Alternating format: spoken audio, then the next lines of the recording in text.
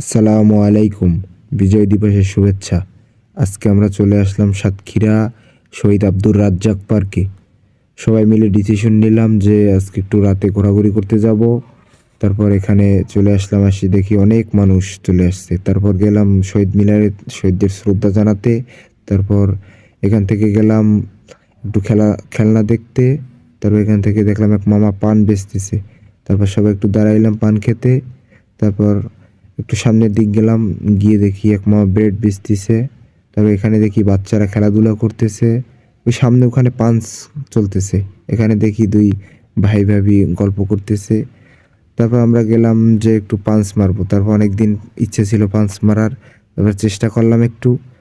তারপর কিন্তু দুঃখজনক বিষয় হলে চেষ্টা করছিলাম যে 99 উঠাবো, কিন্তু পারলাম না, একটুর জন্য হলো না।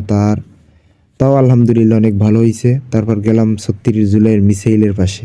তারপর শহীদ মিনারটা একটা ছবি।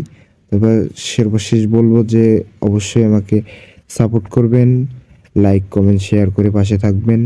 ধন্যবাদ সবাইকে। আসসালামু আলাইকুম।